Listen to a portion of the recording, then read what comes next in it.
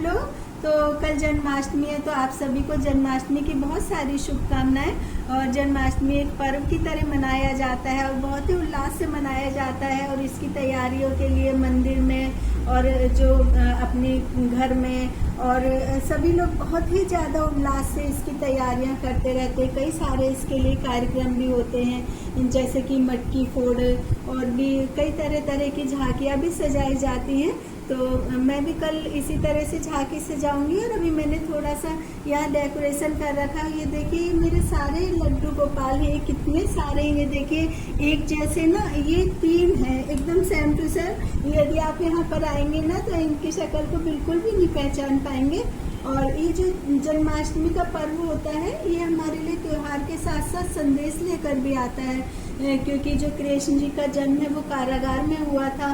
और कंस को पता चल गया था कि जो उनकी बहन का जो पुत्र होगा तो वो कंस का वध कर देगा। तो इसलिए उन्होंने कारागार में डलवा दिया था, ताकि कारागार में जैसे ही पुत्र का जन्म होगा तो उसको मार दिया जाएगा। लेकिन ऐसा नहीं हो सका, क्योंकि जो कृष्ण थे उनको यशोदा माँ के पास पहुंचा दिया गया और कंस को ये बात नहीं पता थी।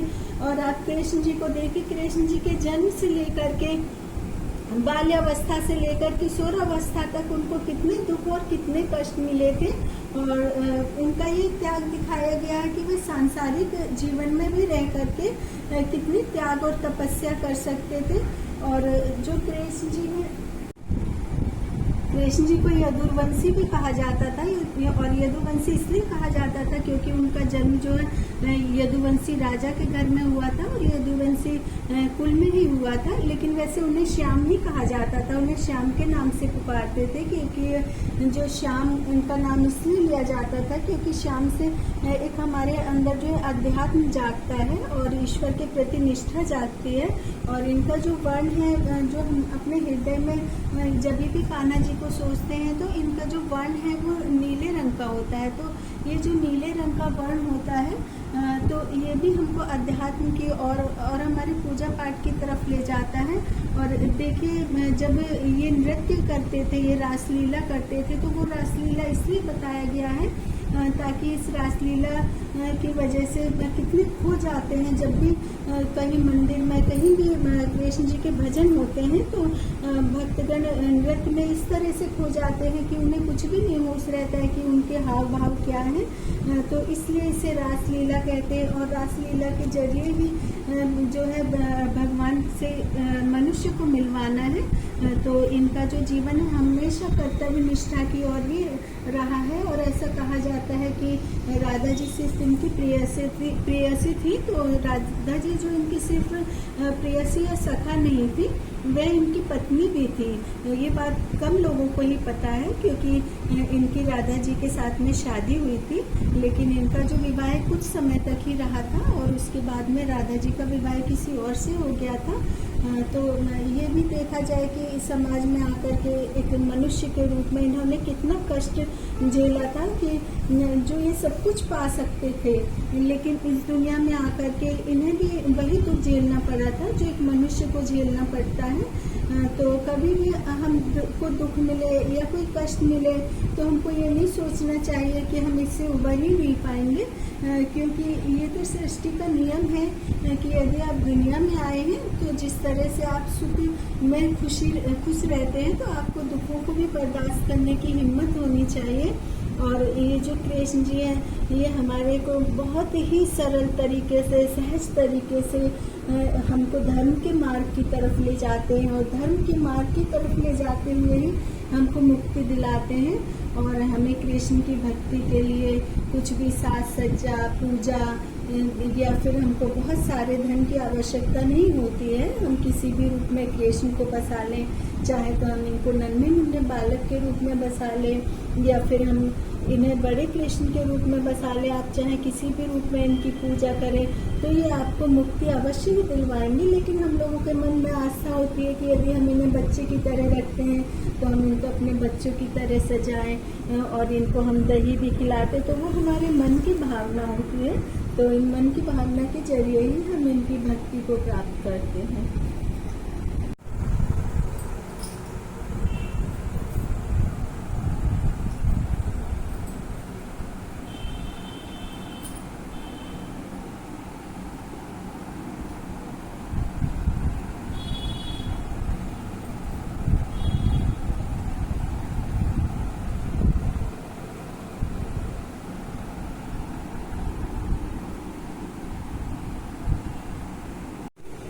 गाइस, जन्माष्टमी में सभी लोग तरह तरह की मिठाइयाँ बनाते हैं और सभी के यहाँ जो स्पेशल भोग होता है वो अलग तरीके से होता है। तो मेरे एमपी में भी जो भोग होता है जन्माष्टमी में जो एकदम स्पेशल होता है तो वो पंजीरी होती है। चाहे कितने भी तरह की मिठाइयाँ बनाएं लेकिन पंजीरी ज़रूर बनाई जाती है और साथ में पंचामृत भी बनाया जाता है। तो पंचामृत बनाने के लिए मैंने ये 1.5 लीटर दही ली है और दही में मैंने पानी नहीं डाला था बिल्कुल भी। और इसके लिए मैंने ये किशमिश लिया है, किशमिश को मैंने पानी में भिगो करके रख दिया था। और ये मखाने लिए मैंने, इनको भी पानी में भिगो करके रख दिया था। और ये थोड़ी सी ड्राई फ्रूट वाली चिरौंजी है और ये थोड़ा सा मैंने अंगूर लिया है, चाहे तो आप कोई भी फ्रूट डाल सकते हैं। और ये थोड़ा सा मैंने बादाम, इसको छिलका उतार के भिगो करके रखा था तो मैंने थोड़ा सा ये बादाम लिया है। और ये मैंने थोड़ा सा काजू लिया है। और ये तुलसी की पत्ती तो हर एक प्रसाद में ज़रूर डलती है। और इसको पंचामृत इसलिए कहते हैं या फिर पंचमेवा क्योंकि इसमें 5 तरह के ड्राई फ्रूट डलते हैं। तो ये बन करके तैयार होता है। और मैंने ना ये चीनी पीस करके रखी है। लास्ट टाइम तो बुरा मुझे कहीं नहीं मिला तो मैंने फटाफट से ये चीनी को पीस करके रख दिया। तो अब मैं इसमें ना सबसे पहले ये चीनी में डालूंगी।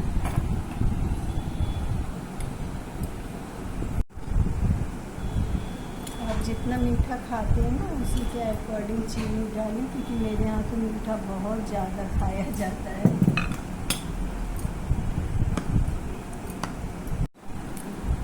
ये जो मैंने बादाम भिगो करके रखे थे अब मैं उनको डाल दूँगी। और ये थोड़े से काजू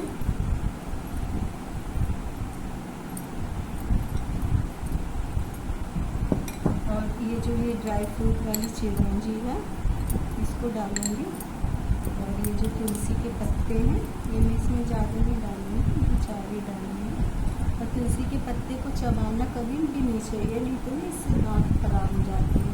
और ये जो मैंने अंगूर कट करके रखे हैं ये डाल दूँगी। और देखिए ये पंचामृत तो एकदम रेडी हो गया है। तो अब मैं पंजीरी बनाती हूँ। तो ये पंजीरी के लिए ना मैंने 1 कटोरी सूजी भून करके रखी है और आधा कटोरी बेसन और आधा कटोरी आटा। वैसे तो जो पंजीरी है ना ये सिर्फ आटे की बनती है और कई लोग आटे में धनिया को पीस करके उसे मिलाकर भी बनाते हैं। तो मैं भी थोड़ा अलग तरीके से बना रही हूँ। और ना मैंने इसको घी में खूब भून दिया है क्योंकि इसमें यदि घी में नहीं भूनेंगे, इसको बिना घी के भूनेंगे ना और जब इसको खाएंगे तो ये फिर गले में लगती है। तो इसलिए मैंने इसमें काफ़ी सारा घी डाल करके फिर इसमें मैंने इसको भूना है। तो अब मैं इसमें भी थोड़ी सी चीनी डाल दूँगी। ये बनाना बहुत ही आसान है और ये खाने में बहुत ज़्यादा टेस्टी लगती है। और मैं तो इसको कई तरीके से खाती थी। अब इसमें ये चीनी को मिक्स कर दूँगी। मैंने इसमें ना चीनी डाल के इसको अच्छी तरह से मिक्स कर लिया है। और ये थोड़ा सा बादाम है, मैंने ना इसके डालने के लिए ना इसमें बादाम वगैरह जो ड्राई फ्रूट है उनको भिगोए नहीं है और मैंने छोटा छोटा सा इसको तोड़ लिया है। और ये अब मैं ना इसमें किशमिश डाल दूँगी।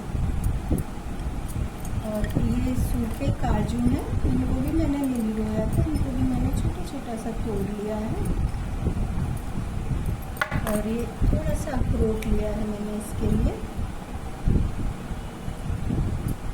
और ये थोड़ा सा जो ड्राई फ्रूट वाली चिरौंजी है ये है। और ये थोड़ा सा मैंने इसमें ये जो मखाना है मैंने इसको भी हल्का सा दरदरा कर लिया। मैंने इसको भी नहीं भिगो करके रखा था क्योंकि पंजीरी में तो सारे सूखे मेवे जाएंगे। और अब ये पंजीरी बन करके एकदम तैयार है क्योंकि ये बहुत ज़्यादा टेस्टी भी लगता है। और ये भगवान को भोग लगाने के लिए भी एकदम उत्तम भोग माना जाता है। और अब देखिए कितनी खूबसूरत पंजीरी बनकर के तैयार है। अब देखिए पंचामृत बनकर के तैयार है और ये पंजीरी भी तैयार है। तो ये पंचामृत में ड्राई फ्रूट चाहे तो आप उसी वक्त डाल सकते हैं और ड्राई फ्रूट उसी वक्त डालने से ज़्यादा सही रहेगा। ये देखिए कितना टेस्टी सा ये पंचामृत बन करके तैयार है। और ये पंजीरी, और इसको किस तरह से खाया जाता है, चाहे तो आप इसको सिर्फ पंजीरी की तरह ही खा सकते हैं। और इसका दूसरा तरीका है खाने के लिए, इसमें ये बहुत सारा पंचामृत डाल लीजिए और फिर इस पंचामृत को डाल करके और इसको इस तरह से मिक्स कर लीजिए। और जब इसमें ये पंचामृत और ये पंजीरी दोनों मिक्स हो जाएगा तब इसको खा करके देखिए तो ये बहुत ज़्यादा टेस्टी लगेगा। और एक तरीका मैं और बताती हूँ, जैसे आपके घर में बच्चे हैं उनको थोड़ा सा अलग से कुछ खाने के लिए देना है तो ये थोड़ा सा मैंने दूध लिया है और ये थोड़ी सी पंजीरी है और इसको अच्छी तरह से मिक्स कर लें। आपके घर में जो छोटे बच्चे हैं तो जो खाना बहुत ही कम खाते हैं तो उनको ये खिलाएं तो ये टेस्टी भी बहुत ज़्यादा होगा और हेल्दी भी होगा और आपके बच्चे इसको खाने के लिए मना भी नहीं करेंगे। और इसको आप 1-2 दिन फ्रिज में स्टोर करके रख सकते हैं, लेकिन पंजीरी को बाहर रखना पड़ेगा। पंजीरी को भी 1-2 दिन से ज़्यादा नहीं रख सकते हैं क्योंकि इसको घी में डाल करके बहुत अच्छी तरह से धोना है।